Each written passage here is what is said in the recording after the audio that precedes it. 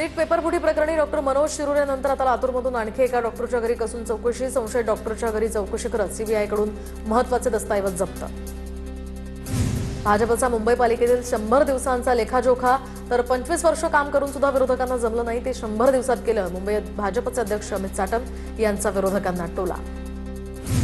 नीट पेपरफुटीमुळे शिक्षण क्षेत्राचे आणि विद्यार्थ्यांच्या गुणवत्तेचं नुकसान. सत्र न्यायालयाचं हे निरीक्षण. प्रश्नपत्रिका फुटल्याच्या आरोपाप्रकरणी मुंबई विद्यापीठाच्या कंत्राटी शिपायाला अटकपूर्व जामीन देण्यास कोर्टाचा नकार. पत्राचाळ पुनर्विकासाअंतर्गत म्हाडा आता आणखी 1418 नवीन घरं बांधणार. त्यासाठी निविदाही जाहीर. यामध्ये अल्प गटासाठी 629 आणि मध्यम गटासाठी 764 घरं तर उच्च गटासाठी 25 घरं असणार. नवी मुंबई विमानतळावरील प्रवास आता महागला. 1 जूनपासून वापरकर्ता विकास शुल्कात वाढ. देशांतर्गत प्रवाशांसाठी आता 620 रुपये आणि आंतरराष्ट्रीय प्रवाशांसाठी 1225 रुपयांची वाढ होणार. मुंबईतील सोसायट्यांना दररोज निर्माण होणाऱ्या कचऱ्याची विल्हेवाट जागेवरच करावी लागणार. मुंबई महापालिकेचा हा इशारा. तर इमारतीच्या आवारातच कचरा वर्गीकरण बंधनकारक.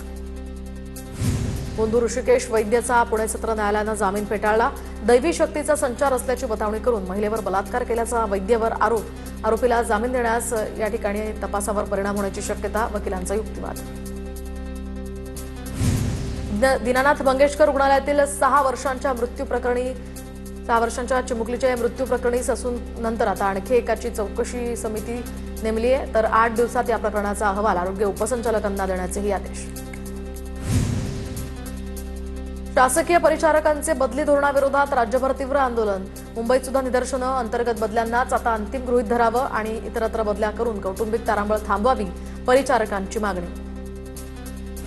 सोलापूर शहरातील विविध भागांमध्ये रिमझिम पावसाच्या सरी. उकाड्यानं हैराण झालेल्या सोलापूरकरांना दिलासा.